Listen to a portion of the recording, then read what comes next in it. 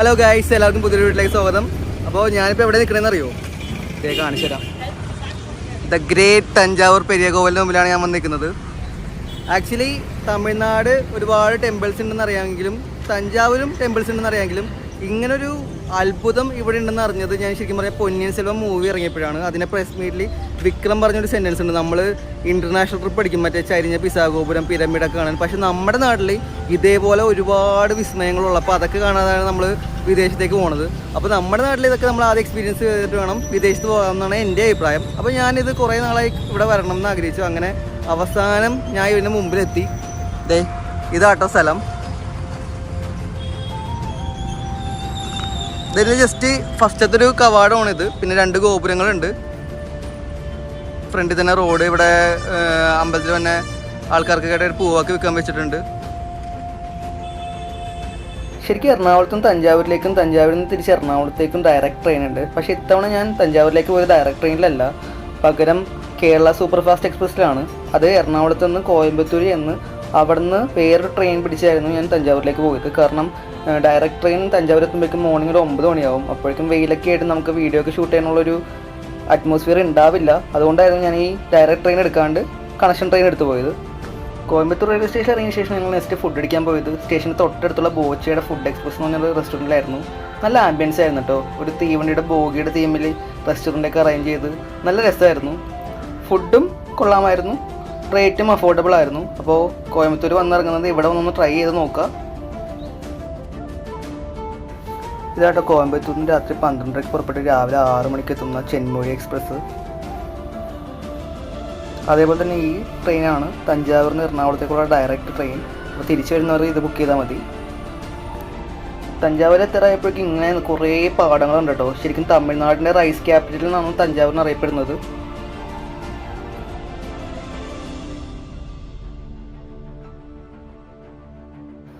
ഏകദേശം ഒരു അരമണിക്കൂറോളം ഡിലേ ഉണ്ടായിരുന്നു ട്രെയിൻ. അങ്ങനെ ലാസ്റ്റ് നമ്മളൊരു 6:30 ആയപ്പോഴേക്കും തഞ്ചാവൂർ ജംഗ്ഷനിൽ വന്ന് ട്രെയിൻ ഇറങ്ങി.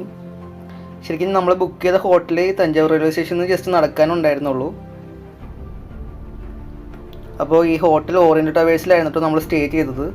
എനിക്ക് തോന്നുന്നു തഞ്ചാവൂർ തന്നെ ഏറ്റവും ഉയർന്ന ഹോട്ടലായിരുന്നു ഇത്. ഇതിൻ്റെ മുകളിൽ നിന്നപ്പോൾ തന്നെ നമുക്ക് ദൂരെ തഞ്ചാവൂർ ക്ഷേത്രം വിസിബിൾ ആയിരുന്നു. ഹോട്ടലിൽ നിന്ന് നമ്മൾ വേഗം ഫ്രഷപ്പ് ആയിട്ട് തഞ്ചാവൂർ പെരിയ കോവിലേക്ക് പുറപ്പെട്ടു. ഒരു 100 രൂപയായിട്ട് ഇവർ ഈ ഓട്ടോക്ക് ചാർജ് ചെയ്യുന്നത്. അങ്ങനെ നമ്മൾ കറക്റ്റ് ഇതേ ക്ഷേത്രത്തിന് മുമ്പിലെത്തി. ഇപ്പോൾ സമയം ഏകദേശം 7:55 ആയി. ഇന്ന് വലിയ വെയിലൊന്നുമില്ല, ഒരു മൂടിക്കെട്ടിയൊരു ക്ലൈമറ്റാണ്. അപ്പോൾ നമുക്ക് നൈസായിട്ട് അമ്പലത്തിൻ്റെ അകത്തോട്ട് കയറാം. എന്താണ് അവിടുത്തെ കാഴ്ചകളെന്നൊക്കെ നോക്കാം കേട്ടോ. അപ്പോൾ ആദ്യം തന്നെ കാണുന്ന ഒരു ഗോപുരമില്ല, ഇത് മറാത്ത ഗേറ്റ് എന്നാണ് ഇത് അറിയപ്പെടുന്നത്. ഇപ്പോൾ ഈ ഗേറ്റിൻ്റെ സൈഡിലായിട്ട് നമുക്ക് വലിയൊരു കിടങ്ങ് കാണാം. നോക്കിക്ക്, നമ്മൾ ഈ കിടങ്ങിനെ പറ്റി പറയുകയാണെങ്കിൽ നമ്മൾ മറ്റേ ബാഹുബലി സിനിമയിലൊക്കെ ഉണ്ടാവും.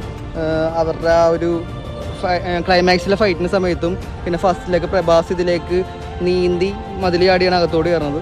അതേപോലത്തെ സംഭവം ഇതിൽ ശരിക്കും പറഞ്ഞാൽ എൻ്റെ ഒരു അറിവ് ശരിയാണെങ്കിൽ പണ്ട് മറ്റേ മുതലകൾ, ചീങ്കണ്ണി, വിഷപ്പാമ്പുകളൊക്കെ ഇത് കാരണം ഈ അമ്പലം പ്രൊട്ടക്റ്റ് ചെയ്യാൻ വേണ്ടിയിട്ട് അവർ സ്വീകരിച്ച ഒരു ഇതാണ്. ഇവിടെയൊക്കെ നമ്മുടെ പ്രൊട്ടക്റ്റ് ചെയ്യാനുള്ള ആൾക്കാരുണ്ടാകും. പക്ഷേ ഫുള്ള് നമുക്ക് ആളെ നിർത്തൽ പോസിബിൾ അല്ലല്ലോ. അപ്പോൾ അതിനാണ് ഇങ്ങനത്തെ കിടങ്ങൾ യൂസ് ചെയ്തത്. ഇപ്പോൾ വെള്ളമൊന്നുമില്ല, കാടൊക്കെ പിടിച്ചു. നമുക്ക് അകത്തോട്ട് കയറാം.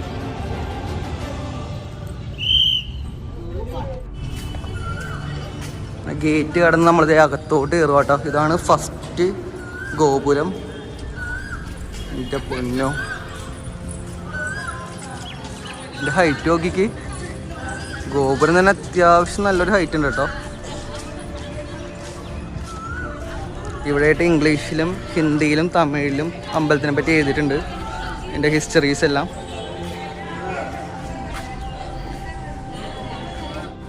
ജസ്റ്റ് 1003 പണി തുടങ്ങി 1010 കംപ്ലീറ്റ് ആയി. ഏകദേശം ആ ടോപ്പിലത്തെ വെയിറ്റ് 81 ടൺ അങ്ങനെയുള്ള കാര്യങ്ങളൊക്കെയാണ് പറഞ്ഞിരിക്കുന്നത്. രാജരാജ ചോളനാണ് ഇത് പണിതേക്കുന്നത്. ഇത് അമ്പലത്തിൻ്റെ ഡിസൈൻ ഇവിടെ കൊടുത്തിട്ടുണ്ട്. ശരിക്കും ഈ ഗോപുരത്തിൻ്റെ പേര് കേരളാന്തക ഗോപുരം എന്നാണ്. അതായത് രാജരാജ ചോളൻ കേരളാന്തകനെ ഡിഫീറ്റ് ചെയ്തതിൻ്റെ സൂചനയായിട്ട് ഇവിടെ പണിതതാണ് ഈ ഗോപുരം. ഒരുപാട് കൊത്തുപണിയും കാര്യങ്ങളൊക്കെ ഉണ്ട് കേട്ടോ ഇവിടെ. കിട്ടും ഈ കല്ലൊക്കെ നോക്കിക്കോ, ഒറ്റ ഒറ്റക്കല്ല കേട്ടോ ഇത്. എവിടെ ഒരു ജോയിൻ്റ് ഇല്ലാത്ത എത്ര ഹൈറ്റ് ഉണ്ടാവും, ഒരു 40 അടി ഹൈറ്റ് ഉണ്ടാവും ഈ കല്ലൊക്കെ.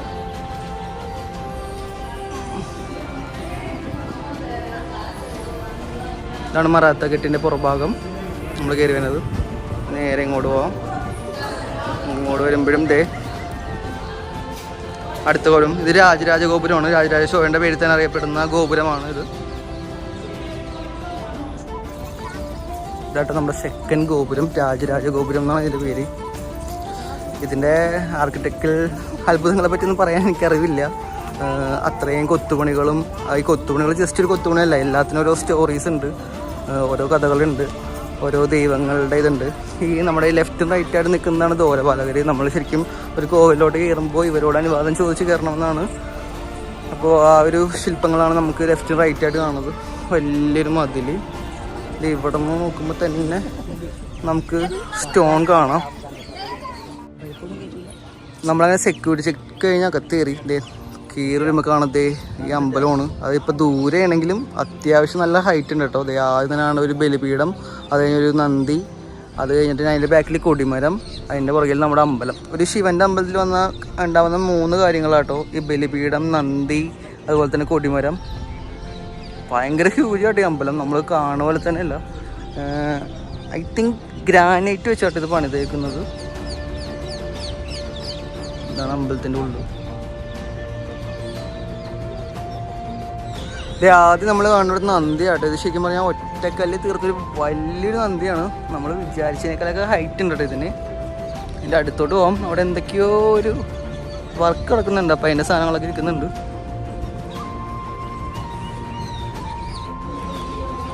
ഈ നന്ദിയുടെ ഹൈറ്റ് നോക്കിക്ക്, നാക്ക് പുറത്തേക്ക് ഇട്ടേക്കുന്ന ഒരു തരത്തിലുള്ള ഒരു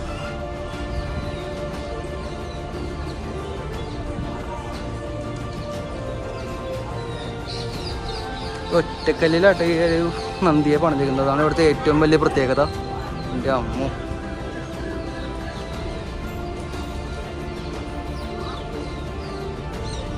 അപ്പോൾ നന്ദിയെ കണ്ട് ഇറങ്ങിയപ്പോഴേക്കും കൊടിമരം. അവിടെയായിട്ടൊരു അമ്പലമുണ്ട് കേട്ടോ. പിന്നെ നമ്മുടെ മെയിൻ അമ്പലമാണ് ഈ കാണുന്നത്. മെയിൻ അമ്പലത്തിൻ്റെ നമുക്ക് അമ്പലത്തിനകത്ത് കയറുന്നതിന് മുമ്പ് ജസ്റ്റ് ഒന്ന് ചുറ്റൊന്ന് നടന്നു പോകാവേ. അപ്പോൾ നമ്മൾ അമ്പലം കാണാൻ അമ്പലത്തിൽ ചുറ്റൊന്നും ആദ്യം ഒന്ന് കണ്ട് വരാമെന്ന് ഓർത്ത്.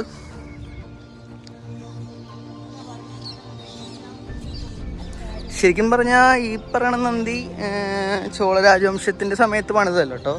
ആ സമയത്ത് പണിത നന്ദി ഈ നേരെ കാണുന്നതാണ്. അതിനുശേഷം വന്നുള്ള പിന്നീടുള്ള രാജവംശം അത് ഏതാണെന്ന് എനിക്ക് കറക്റ്റ് അറിയില്ല, അവർ പണിതതാണ് ഇതെന്നാണ് എൻ്റെ കേട്ടറിവ്. ഈ ടെമ്പിൾ ശരിക്കും നമ്മൾ വിചാരിക്കുന്നതിനേക്കാൾ ഹൈറ്റ് ഉണ്ട്. ഏകദേശം 216 അടി ഹൈറ്റ് ഉണ്ട് ഈ ടെമ്പിളിൻ്റെ, ഈ ഗോപുരത്തിന്. ഗോപുരമല്ല, ഈ ടെമ്പിളിൻ്റെ ഇത്. ആ മുകളിലിരിക്കുന്ന ഒരു വിമാനം എന്നാണ് ആ മുകളിലിരിക്കുന്ന ആ ഒരു റൗണ്ട് ഷേപ്പിലുള്ളതിന് പറഞ്ഞാൽ അത് 81 ടൺ വെയിറ്റ്, ഏകദേശം 20 ആനകളുടെ അങ്ങനെ എന്തൊരു കണക്കുണ്ട്. മൊത്തം 9 കണക്കാണ്. 216 അടി എന്ന് പറയുമ്പോഴേക്ക് 2, 1, 6, 9, മുകളിൽ 81 ടൺ, 9 ആ ഒരു കണക്കിലാണ്. ബ്രഹ്മാണ്ഡം എന്ന് വിളിക്കാവുന്ന ടെമ്പിൾ തന്നെ കേട്ടോ. ശരിക്കും ഈ ടെമ്പിളിന് പുറകിലൊരു സ്റ്റോറി ഉണ്ട്, രാജരാജ ചോളൻ്റെ. ആ സ്റ്റോറി എന്താണെന്ന് ഞാൻ പറഞ്ഞുതരാം. അപ്പോൾ ഈ രാജരാജ ചോളൻ ഈ ക്ഷേത്രം പണിതതിന് പുറകിലൊരു സ്റ്റോറി ഉണ്ട്. അപ്പോൾ എൻ്റെ കേട്ടറിവ് മാത്രം കേട്ടോ, അതിൻ്റെ അകത്തൊരു തെളിവില്ല എനിക്കത് കാണിക്കാനായിട്ട്. അതെന്താണെന്ന് വെച്ചിട്ടുണ്ടെങ്കിൽ നമ്മൾ പൊന്നിയിൻ സെൽവൻ സിനിമ ഉണ്ടാവും, എന്നിട്ട് ലാസ്റ്റ് നമ്മുടെ പൊന്നിയിൻ സെൽവൻ അതായത് അരുൾമൊഴിയുടെ അമ്മാവനെയാണ് ഭരണം ഏൽപ്പിക്കുന്നത്. അതിനുശേഷം യുവരാജാവാണ് നമ്മുടെ പൊന്നിയിൻ സെൽവനായിട്ടുള്ള അരുൾമൊഴി തുടരുന്നത്. പിന്നീട് യുവരാജാവായും അദ്ദേഹത്തിൻ്റെ പ്രവൃത്തി എല്ലാ മേഖലയിലും പ്രവർത്തിച്ച് യുദ്ധങ്ങൾ ജയിച്ച് സമ്പത്ത് വർദ്ധിച്ച് അങ്ങനെ വൻ രീതിയിലായപ്പോഴേക്കും കുറച്ച് പ്രശ്നങ്ങൾ ഇവരുടെ രാജ്യത്തുണ്ടായി. അതായത് അതിനു മുമ്പുണ്ടായിരുന്ന രാജാവ്, അതായത് അരുൾമൊഴിയുടെ മാമൻ എല്ലാ നാട്ടുരാജ്യത്തെ രാജാക്കന്മാരെയും സെയിം ആയിട്ടാണ്, തുല്യരായിട്ടാണ് കണക്കാച്ചത്. പക്ഷേ അരുൾമൊഴി പൊന്നിയിൻ സെൽവൻ രാജാവായതിനു ശേഷം അങ്ങനെയല്ല, നാട്ടുരാജാക്കന്മാർക്ക് നാട്ടുരാജാവരുടെ സ്ഥാനം മാത്രമാണ് കൊടുത്തത്. അപ്പോൾ അവർക്കിടയിൽ ചെറിയൊരു ശകടയൊക്കെ ഉണ്ടായി. അങ്ങനെ വന്നപ്പോഴേക്കും അരുൾമൊഴിക്ക് തൻ്റെ പ്രതാപം അല്ലെങ്കിൽ താൻ ഉണ്ടാക്കിയിരിക്കുന്ന പേര് എന്നും നിലനിർത്താനായിട്ട് എന്തെങ്കിലും എക്സ്ട്രാ ഓർഡിനറി ആയിട്ട് ചെയ്യണമെന്ന് വിചാരിച്ചു. അപ്പോൾ പൂർണ്ണ ശിവഭക്തനായിട്ടുള്ളത് ശിവനെ പ്രീതിപ്പെടുത്തിക്കൊണ്ട് ദൈവത്തിന് മനുഷ്യർക്കിടയിൽ നിൽക്കുന്ന എന്തെങ്കിലും ഒരു ചെയ്യണം എന്നുള്ള ചിന്തയിലാണ് പുള്ളി ഇങ്ങനത്തെ ഒരു ക്ഷേത്രം പണിയാനായിട്ട് ശ്രമിച്ചേക്കുന്നത്. അതിൻ്റെ ഒരു അത്ഭുതമാണ് നമ്മളിവിടെ കാണുന്നത്.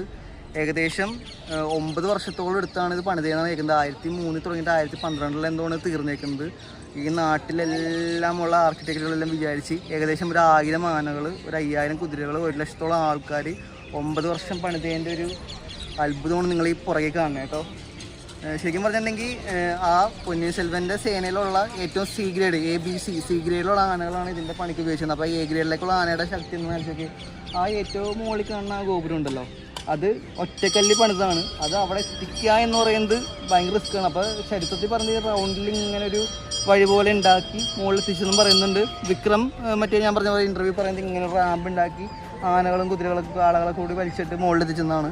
എന്തായാലും ഇത് അത്ഭുതമാണ്. ഒരു 2 ഭൂമി ഉൽക്കത്തിനെയൊക്കെ ഇതാക്കി എല്ലാവരും പറഞ്ഞ മാതിരി അല്ലേ, പിസാ ഗോപുരമൊക്കെ അല്ല കാണേണ്ടത്. നമ്മുടെ നാട്ടിലുള്ള ഇങ്ങനത്തെ അത്ഭുതങ്ങൾ കണ്ടിട്ട് വേണം നമ്മൾ ഇൻ്റർനാഷണൽ ട്രിപ്പ് അടിച്ച് അതൊക്കെ കാണാനായിട്ട്. അപ്പോൾ ഇതാണ് എനിക്കറിയാവുന്ന ഈ ക്ഷേത്രത്തിൻ്റെ കഥ. അപ്പോൾ ഇതിന് 3 പേരുണ്ട്. പെരിയ കോവിൽ നിന്നുണ്ട്. രാജരാജ ചോഴൻ തൻ്റെ പേര് രാജരാജ ചോഴൻ എന്നാക്കിയായിരുന്നു, ആ ഒരു പേരുണ്ട്. പിന്നെ ബൃഹദീശ്വര, സംസ്കൃതത്തിൽ ബൃഹദീശ്വര എന്ന് വെച്ചിട്ടുണ്ടെങ്കിൽ വെരി ബിഗ് എന്നാണ് അർത്ഥം. അങ്ങനെ 3 പേരാണ് ഈ അമ്പലത്തിനുള്ളത്. അപ്പോൾ ഇതാണ് ഇനി നമുക്ക് ഇതിൻ്റെ കാഴ്ചകൾ കാണാം.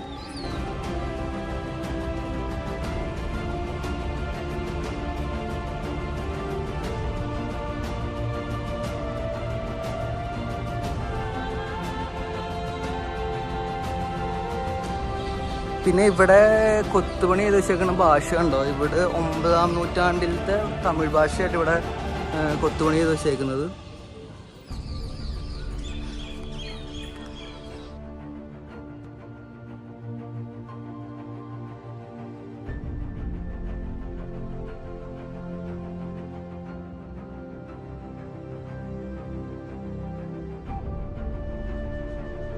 ഇവിടെ വരുന്നത് ശ്രദ്ധിക്കുന്നുണ്ട്, DSLR ക്യാമറ അകത്ത് അലൗഡ് അല്ല ഇൻ ദ സെൻസ് ജസ്റ്റ് നമുക്ക് അമ്പലത്തിൻ്റെ 2-3 ഫോട്ടോ എടുത്തിട്ട് പോകാമെന്നല്ലാണ്ട് നമ്മുടെ ഒരു ഫോട്ടോഷൂട്ട് അങ്ങനത്തെ കാര്യങ്ങൾക്ക് ശ്രമിക്കില്ല. ആകെ മൊബൈൽ മാത്രമാണ്. അതുകൊണ്ട് ലിമിറ്റഡ് ആയിട്ടാണ് ഞാൻ വീഡിയോസ് പറയുന്നത്. നമ്മൾ പ്രിപ്പയർ ചെയ്തതിനനുസരിച്ച് പോലെ പറയാൻ പറ്റുന്നില്ല, ഇവിടെ അലൗഡ് അല്ലാത്തതുകൊണ്ട് കേട്ടോ. അപ്പോൾ ഇതാണ് ഇവിടുത്തെ കാഴ്ചകൾ. എന്തായാലും once in a lifetime നമ്മൾ എന്തായാലും വന്ന് വിസിറ്റ് ചെയ്യേണ്ട ഒരു അമ്പലം കേട്ടോ. കാരണം എന്താ പറയുക, നമ്മളിത് ഒരു കെട്ടുകഥയോ അല്ലെങ്കിൽ ആരെങ്കിലുമൊക്കെ പറഞ്ഞ പഴങ്കഥയല്ലോ, ഒരു ഇപ്പോഴും സ്റ്റില്ല് 1000 വർഷം കഴിഞ്ഞിട്ട് ഒരു പോറൽ പോലെ ഏൽക്കാണ്ട് ഇപ്പോഴും പ്രൗഢിയോടെ തലയുയർത്തിയിരിക്കുന്ന ഒരു അത്ഭുതം തന്നെയാണിത്. അതൊക്കെ നമ്മൾ കണ്ടില്ലെങ്കിൽ വളരെ നമ്മുടെ ലൈഫ് ടൈമിൽ എന്തായാലും നമ്മൾ കണ്ടിരിക്കണം. കണ്ടില്ലേ, ഇത് ഇവിടെ നിന്ന് തന്നെ നോക്കിക്കേ. ഇത് ജസ്റ്റ് ഇങ്ങനെ ഒരു ചെറുത് പോലെ തോന്നുമെങ്കിലും അത്രയധികം കൊത്തുപണിയും അത്രയധികം കഴിഞ്ഞാലും ആ ഒരു സിമൻ്റ് ഒന്നും കണ്ടുപിടിക്കുക പോലുള്ള കാലത്തിൽ ഒരു പസിൽ പോലെ കല്ലുകൾ അടക്കി വെച്ച് പണിതൊരു അമ്പലമോടെ ഇത്. ശരിക്കും വൗ, ഞാനിത് ശരിക്കും ആ ഒരു കവാടം കഴിഞ്ഞ് അകത്തോട്ട് കയറി കണ്ടപ്പോൾ ഇത് കണ്ടപ്പോഴേക്കും ജസ്റ്റ് വൗ അടിച്ച്. എത്ര പേരെ കഷ്ടപ്പാടായിരിക്കും.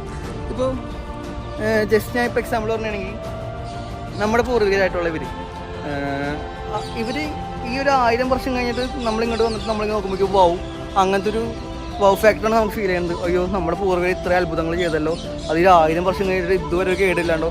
നമ്മുടെ നാട്ടിലൊരു പാലമോ റോഡൊക്കെ പണിത് കഴിയുമ്പോൾ അതുപോലില്ല. നമ്മുടെ ഫ്യൂച്ചർ ജനറേഷനായിട്ട് എന്തെങ്കിലും നമ്മുടെ ഇപ്പോഴത്തെ ജനറേഷൻ ഒരുക്കി വെക്കുന്നത് ഇങ്ങനത്തെ അത്ഭുതങ്ങൾ.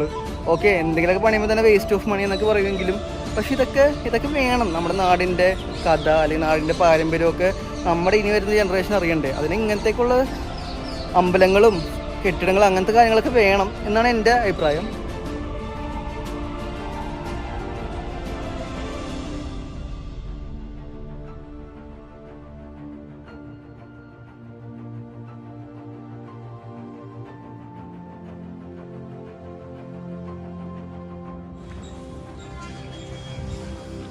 അങ്ങനെ നമ്മൾ അകത്തുനിന്ന് പുറത്തോട്ട് ഇറങ്ങി. ഞാൻ അകത്ത് ഒരു ശിവലിംഗമൊക്കെ ഉണ്ട്, നല്ല ഉയരമുള്ള ഒരു ശിവലിംഗം വരുന്ന അകത്ത് വീഡിയോക്ക് ഭയങ്കര റെസ്ട്രിക്ഷൻസ് ഉണ്ട്. ഫോട്ടോ എടുക്കുമ്പോൾ തന്നെ പല പോസുകളൊന്നും എടുക്കാൻ സമ്മതിക്കുള്ളൂ. അപ്പോൾ തന്നെ സെക്യൂരിറ്റി വിസിലടിച്ച് തന്നെയാണ്. അപ്പോൾ നമ്മൾ ലിമിറ്റഡ് ആയിട്ടുള്ള രീതിയിൽ ഈ വീഡിയോ എടുത്തിട്ടുണ്ട്. എന്തായാലും നിങ്ങൾ വൺസ് ഇൻ ലൈഫ് ടൈം വന്ന് വിസിറ്റ് ചെയ്യേണ്ട ഒരു സ്ഥലമാണ്. അത് ബാഗ് കാണാൻ കണ്ടില്ലേ, ആ മുകളിൽ കാണുന്ന വിമാനം എന്നാണ് അതിനെ പറയുന്നത്. ആ ഒറ്റക്കാലി തീർത്തത് 81 ടണ്ണാണ് അതിൻ്റെ വെയിറ്റ്.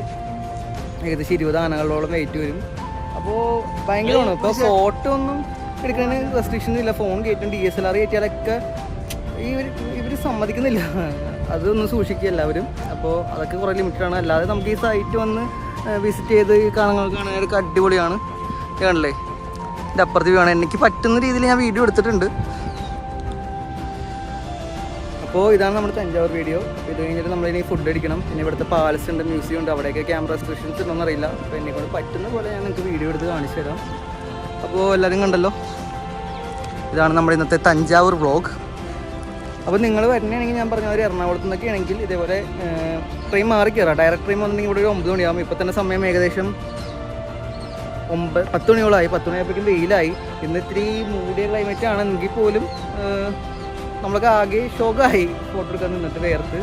അപ്പോൾ മാക്സിമം രാവിലെ ആയിട്ട് ഈ ട്രെയിൻ പിടിച്ചിട്ടുണ്ടെങ്കിൽ രാവിലെ 6 മണിയാകുമ്പോഴേക്കും നമ്മൾ ഇവിടെ തഞ്ചാവൂരെത്തും. ജസ്റ്റ് ഫ്രഷ് ചെയ്തിട്ട് നേരെ വന്ന് നല്ല രീതിയിൽ ഫോട്ടോസും നല്ലൊരു അറ്റ്മോസ്ഫിയറൊക്കെ കിട്ടും.